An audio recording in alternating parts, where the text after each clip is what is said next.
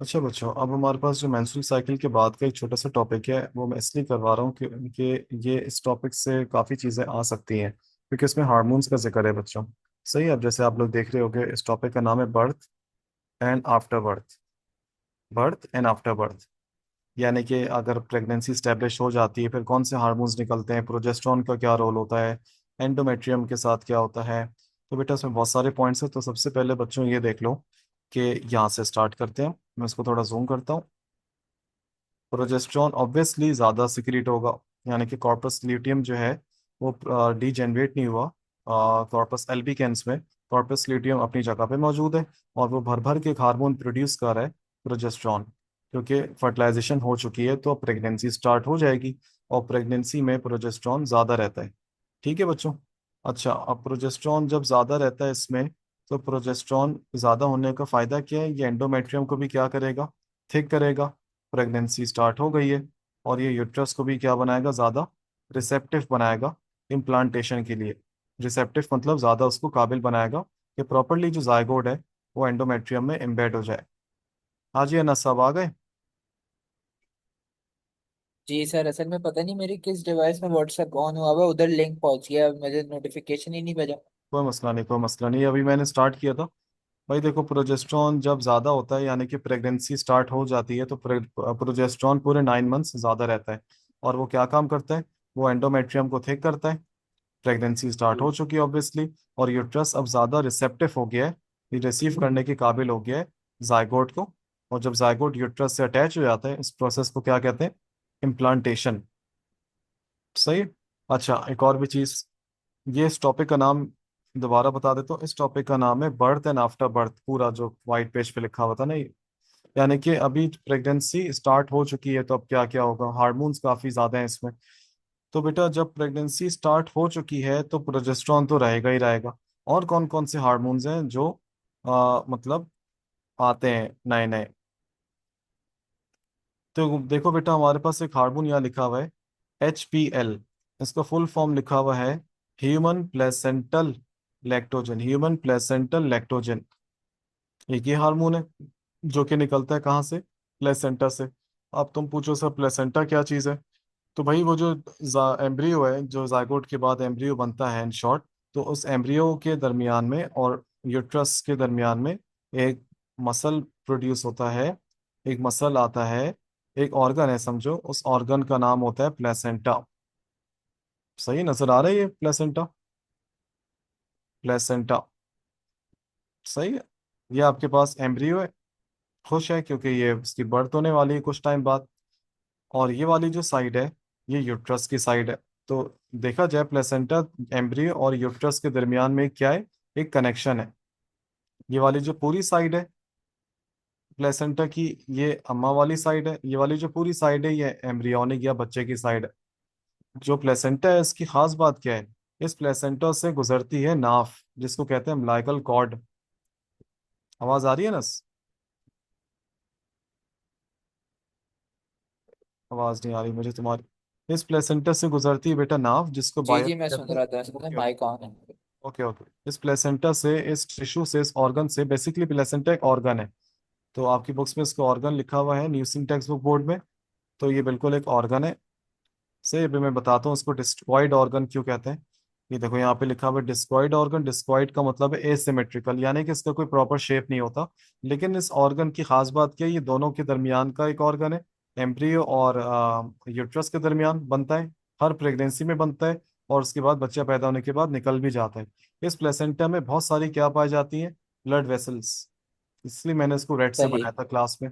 बहुत सारी blood vessels हैं। ब्लड वेसल्स हैं तो फायदा क्या है, जैसे हम लोग प्लेसेंटल मैमल्स हैं, यानी कि बच्चा जो होता है वो उसका ताल्लुक प्लेसेंटा से होता है। प्लेसेंटल मैमल्स हैं इंसान, यूथीरिया जिसको कहते हैं फर्स्ट ईयर की लैंग्वेज में। तो उस प्लेसेंटा से गुजरती है अम्बिलिकल कॉर्ड। अब मदर को, जो भी मदर की जो यूजफुल चीज़ें हैं वो इसी अम्बिलिकल कॉर्ड से, ब्लड वेसल से चले आती हैं बच्चे में। और बच्चे का जो भी वेस्ट है वो उसी सेम रास्ते से मदर के पास चले आता है। तो प्लेसेंटा का जो अम्बिलिकल कॉर्ड है ये कनेक्शन है देखा जाए तो। इस अम्बिलिकल सही कॉर्ड को सही। हम लोग इसलिए बायो में कहते हैं सप्लाई लाइन। और ये एक रस्सी जैसा स्ट्रक्चर होता है, नाफ।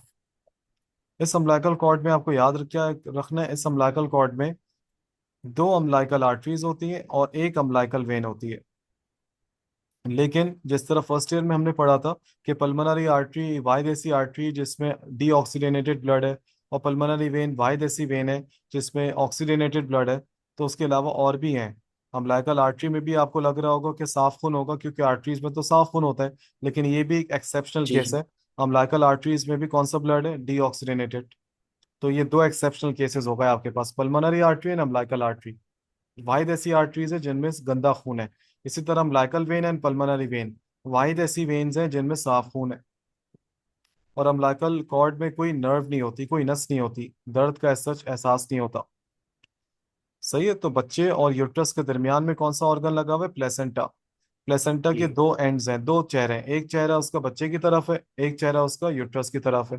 तो जो प्लेसेंटा की जो मैटरनल साइड है, यानी कि मदर वाली साइड है, जो टुवर्ड्स मदर है, यानी कि टुवर्ड्स यूट्रस है, उस साइड को कहते हैं decidua.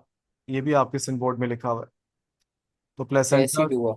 Decidua is the maternal side of placenta. Embryonic side का सच कुछ नाम नहीं है। तो सिलेबस के पॉइंट ऑफ व्यू से सही है। अब आ जाओ प्लेसेंटा। बस ये करना है दुनिया में, प्लेसेंटा और क्या काम करेगा? भाई प्लेसेंटा से एक हार्मोन भी प्रोड्यूस होगा। अभी तक एक हार्मोन हमने बड़ा जरूरी पढ़ा है जिसका नाम है प्रोजेस्टेरॉन। और वो कौन प्रोड्यूस कर रहा था प्रोजेस्टेरॉन? Corpus luteum.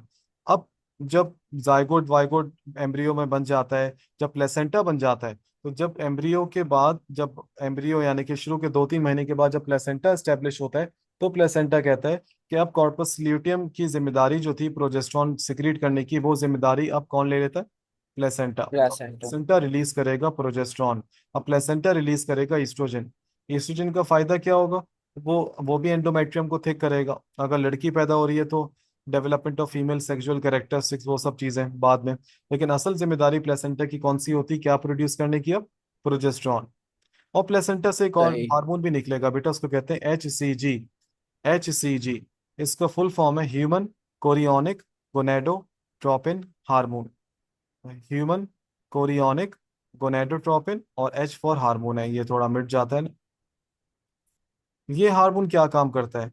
देखो लिखा हुआ है, ये हार्मोन और प्रोजेस्टेरॉन हार्मोन मिल के क्या काम करते हैं? तो ये दोनों हार्मोन जो है वो याद रखना बेटा, ये दोनों हार्मोन्स प्रेगनेंसी को मेंटेन करते हैं। ये दोनों हार्मोन का फायदा काम क्या है? प्रेगनेंसी को मेंटेन करते हैं, ये लिखा हुआ है। मेंटेन करने का मतलब क्या? एंडोमेट्रियम को ये दोनों क्या करेंगे? एंडोमेट्रियम को ये दोनों हार्मोन थिक करने की कोशिश करेंगे, प्रेगनेंसी स्टैब्लिश करवाने में प्रॉपर। सही है। हाँ, यही मेरे ख्याल से वो हार्मोन है ना जिससे टेस्ट भी होता है। जी जी जी। अगर टेस्ट करवाया और अगर SCG बढ़ा हुआ है या प्रोजेस्टेरॉन बढ़ा हुआ है, तो समझ जाओ प्रेगनेंसी स्टैब्लिश हो चुकी है। सही। अच्छा, एक और भी चीज, प्लेसेंटा से एक और भी हार्मोन निकलता है प्रोजेस्टेरॉन ईस्ट्रोजन के अलावा। प्लेसेंटा एक और हार्मोन बनाता है जिसको कहते हैं HPL, ये लिखा हुआ है, ह्यूमन प्लेसेंटल लैक्टोजन। और पिट्यूटरी ग्लैंड इस दौरान उस बच्चे का, तो पिट्यूटरी ग्लैंड तो नहीं है, ये अम्मा का पिट्यूटरी ग्लैंड है, उस अम्मा के पिट्यूटरी ग्लैंड से एक और हार्मोन निकलेगा, उसका नाम है LTH, लूटियोट्रोपिक हार्मोन। तो HPL और LTH ये लिखे हुए हैं। इन दोनों का काम क्या है? कि ये मदर के मेमोरी ग्लैंड्स की स्टिमुलेशन करवाते हैं मिल्क प्रोडक्शन के लिए, यानी कि मदर की मेमोरी ग्लैंड्स को तैयार करवाते हैं ताकि वहां से मिल्क प्रोड्यूस हो। जब बच्चा पैदा हो जाए तो वहां से मिल्क प्रोड्यूस पहले से बना हुआ हो, वहां पे मिल्क प्रोडक्शन पहले से मौजूद हो। लेकिन याद रखना बेटा, मिल्क को प्रोड्यूस कौन सा हार्मोन करवाते हैं? प्रोलैक्टिन। और ये निकलता है anterior lobe of pituitary gland से। सही है। मेमोरी ग्लैंड्स को बनाने की जिम्मेदारी, उनका साइज इंक्रीज करने की जिम्मेदारी किसकी है? HPL और LTH, समझ गए। और मिल्क प्रोड्यूस करने की जिम्मेदारी किसकी है? प्रोलैक्टिन। समझ गए। तो ये चीज है। और जब बच्चा पैदा होने के बाद जैसे उसके लिप जब लगते हैं मदर के ब्रेस्ट पे, निपल्स पे, अब वहां से एक और हार्मोन प्रोड्यूस होता है, उसको कहते हैं ऑक्सीटोसिन। तो ऑक्सीटोसिन हार्मोन क्या काम करता है? ऑक्सीटोसिन हार्मोन जो है वो ब्रेस्ट के मसल्स को कॉन्ट्रैक्ट करवाएगा और वहां से मिल्क निकलेगा।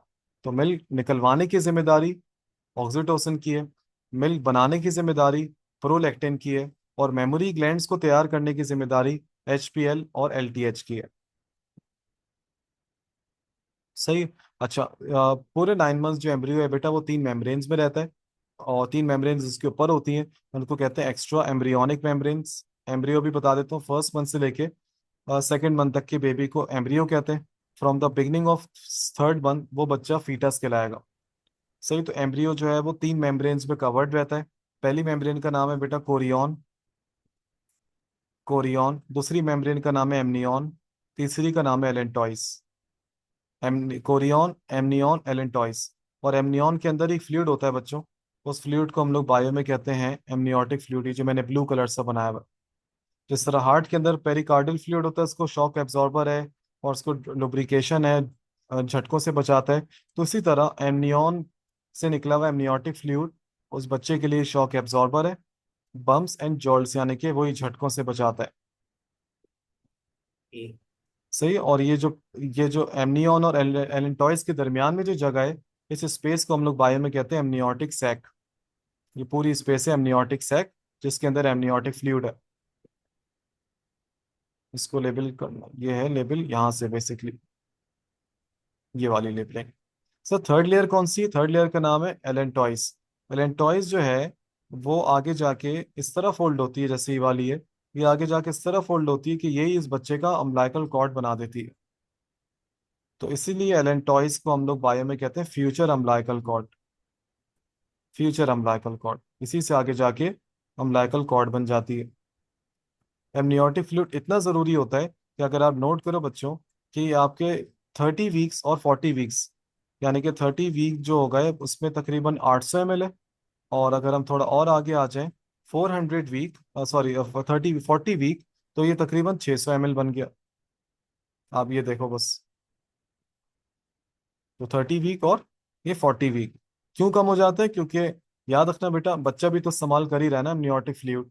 तो ये जितना जितना प्रेगनेंसी का टाइम करीब आता जाता है, एमनियोटिक फ्लूइड कंज्यूम होता रहता है, न्यूट्रिशन, इससे न्यूट्रिशन हासिल करता है बच्चा।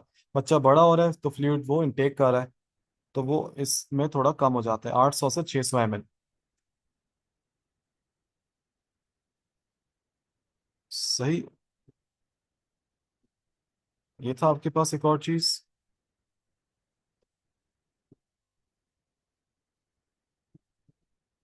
तो ये आपके पास है ये पूरा बर्थ का। और एक और चीज है जो मैंने यहाँ लिखवाई थी, पुरानी सिंटेक्स बुक बोर्ड में लिखा है बेटा, बायोटेक्नोलॉजी के चैप्टर में एक टॉपिक का नाम है एमनियोसेंटेसिस। अगर किसी को पता लगवाना है कि भाई जेंडर क्या है, स्पेशली जेंडर से ज्यादा अगर किसी को पता लगवाना है कि बच्चे में डेवलपमेंटल इश्यूज तो कोई नहीं है, जेनेटिकली सब सही है कि नहीं, तो वो 16 से 18 वीक ऑफ प्रेगनेंसी में, 16 से 18 वीक ऑफ प्रेगनेंसी या गेस्टेशन पीरियड में, जिसको प्रेगनेंसी पीरियड भी कहते हैं, वो एमनियोसेंटेसिस के प्रोसेस से गुजरेगी फीमेल। उसमें क्या होता है, उस फीमेल का थोड़ा सा एमनियोटिक फ्लूइड लिया जाता है इंजेक्शन से, और उसको डायग्नोस किया जाता है कोई एबनॉर्मेलिटी तो नहीं है। अब 16 से 18 हफ्ते आप खुद देख लो, एक महीने में 4 हफ्ते, तो ये आपके 16 हफ्ते कितने महीने हो गए? सही है। तो चौथे से पांचवें महीने तक ये हो जाता है प्रोसेस एमनियोसेंटेसिस। और जहां तक बात रही ऑर्गन्स बनने की, ऑर्गन बनने को कहते हैं ऑर्गेनोजेनेसिस। ये थर्ड वीक से स्टार्ट हो जाता है, और बिगनिंग ऑफ थर्ड मंथ से उस एम्ब्रियो को अब आप क्या कहोगे, फीटस। और ऑर्गेनोजेनेसिस यानी ये कि ऑर्गन्स बनने का अमल कब कंप्लीट हो जाता है? 8वें हफ्ते तक। ये वाला सबसे पहला पार्ट थोड़ा ऑर्गन जो मुश्किल है। बनता है बेटा, आपको पता है वो बच्चों, सबसे पहला ऑर्गन जो बनता है वो हार्ट बनता है। हार्ट बनने के बाद उसकी बीटिंग देखी जाती है, 2 ढाई महीने में वो बीट करना स्टार्ट हो जाता है। अब इस बच्चे में समझो जान आ गई है, अब उसकी एबॉर्शन कराना हराम, हराम है। सही है। तो ये था आपका पूरा बर्थ। अब इसके बाद जो एक और टॉपिक रह गया है, उस छोटे से टॉपिक का नाम है, पंजाब बोर्ड में बहुत अच्छा लिखा हुआ है। उस टॉपिक का नाम है कि ये बर्थ में, बर्थ तो चलो भी था ही बर्थ से पहले पहले था अभी तक, जो बेसिक टॉपिक है ना, बर्थ और आफ्टर बर्थ, कि बिल्कुल पैदा होने के करीब क्या होता है और पैदा होने के फिर बाद क्या होता है। तो इस आखिरी टॉपिक का नाम है, फिर चैप्टर खत्म हो जाएगा। इस टॉपिक का नाम है बर्थ एंड आफ्टर बर्थ। सही है ना? तुम लोग बीच में थोड़ा सा आगे पीछे हो गए थे, तो तुम उसकी रिकॉर्डेड देख लेना, बाकी ये पूरा पीडीएफ काम आ जाएगा तुम्हें। सही है।